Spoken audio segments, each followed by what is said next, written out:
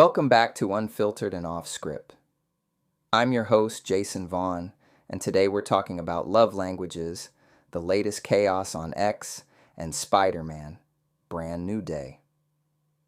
Basically, three subjects people argue about without listening: relationships, social media, and superhero movies.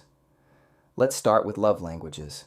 The popular five are words of affirmation, quality time, acts of service, receiving gifts, and physical touch. They can help explain what makes someone feel appreciated, but they are not permanent personality licenses. Consent is still the official language. First, words of affirmation. This person wants to hear, "I love you. I appreciate you. I'm proud of you." Some of y'all think words of affirmation means texting WYD at 12:46 in the morning. That is not affirmation. That is a low-budget emergency alert. You cannot disappear all day, return after midnight, type 3 letters, and expect romance to rise from the dead. Then you send a question mark, as if punctuation is about to rescue the relationship. Next is quality time. It means being present. It does not mean sitting beside somebody while both of you stare into separate phones like two security guards monitoring different buildings. Your body may be on the couch while your soul is 3 years deep into somebody's page investigating a vacation picture from 2024. Put the phone down. Make eye contact. Sometimes two people can survive 8 seconds of silence. Acts of service means doing something helpful. Handle a chore, make the appointment, bring dinner, or take one small task off your partner's mind. But do not announce it like a press conference. Today, at approximately 6:42 p.m., I took the trash out. Congratulations, the city will be naming a bridge after you shortly. Receiving gifts is usually about thoughtfulness, a favorite snack, flowers, or anything proving you listened. Although, if the gift is a Bentley, nobody is rejecting it for being emotionally inaccurate. Their inner child is already pairing Bluetooth. Physical touch can mean holding hands, hugging, cuddling, kissing, or resting close. It does not erase boundaries, trust, communication, or consent.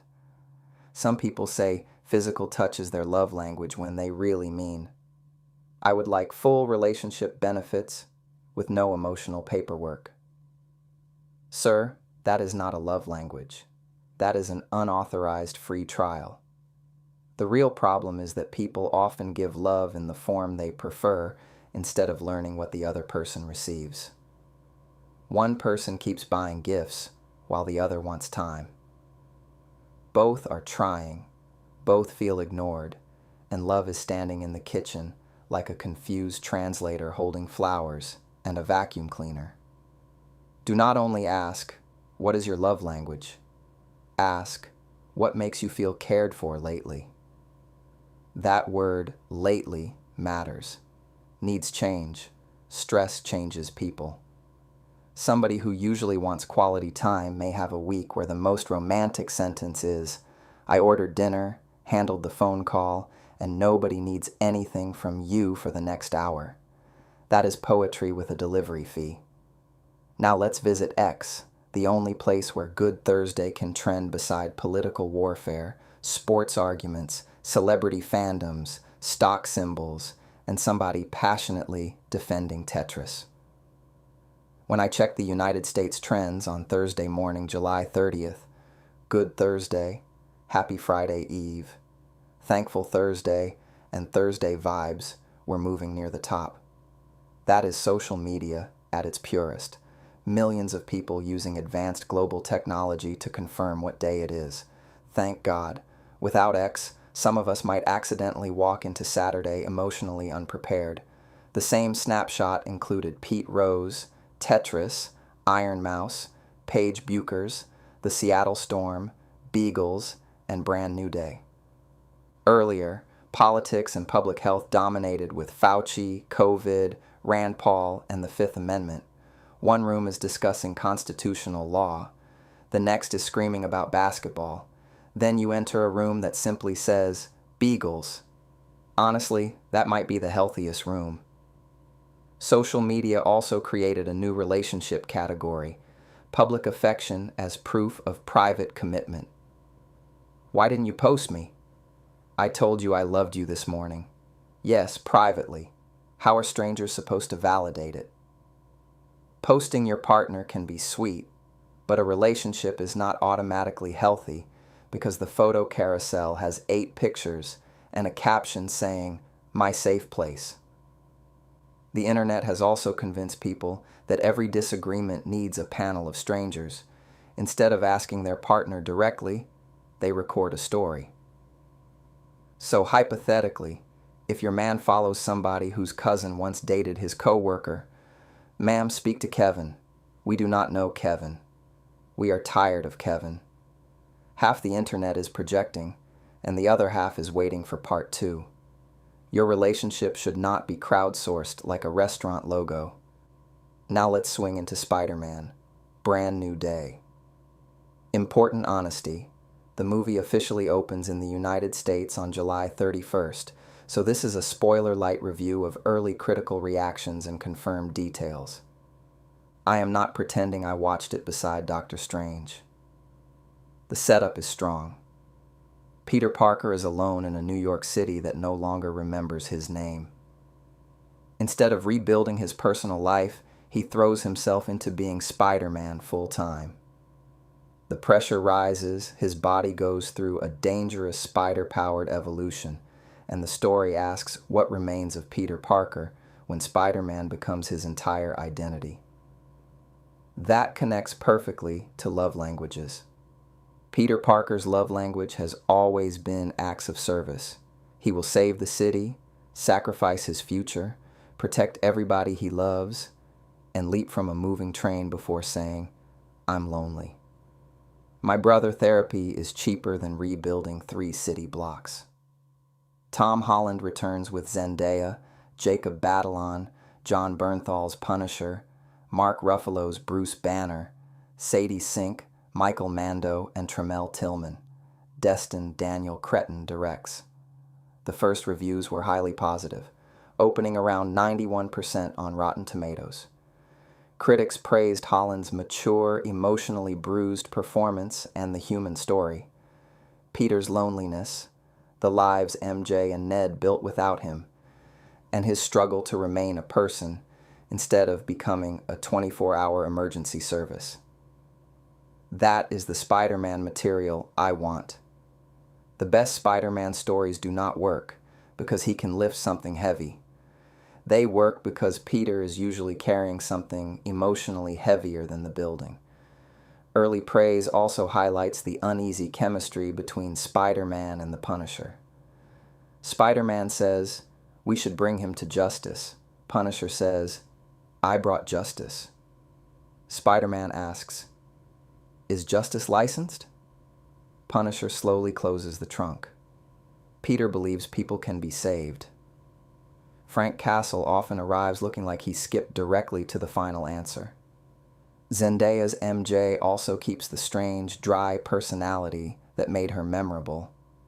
Zendaya said she pushed for an MJ pass because an earlier script made the character feel too normal. Never remove the weirdness. Normal is not a personality. Normal is the setting your washing machine uses when it has given up on understanding the clothes. The biggest criticism is that Brand New Day may be overstuffed. Marvel will build an emotional dinner for 2 and then invite 14 superheroes, 3 villains, a government agency, and somebody whose only job is teasing another movie. My spoiler-free, pre-release verdict is an optimistic 8.5 webs out of 10. Strong points go to Holland's performance, the grounded Peter Parker focus, the New York atmosphere, and the Spider-Man and Punisher dynamic. I am holding back the remaining points because overstuffed but emotional is still overstuffed. Eventually, the plate becomes architecture. The connection between all three topics today is communication. Love languages fail when people use labels instead of learning the person. Social media fails when people perform feelings for strangers instead of speaking honestly to those involved. Peter Parker fails when he protects everybody except the part of himself that needs connection. Sacrifice can be loving, but sacrifice without communication can become control.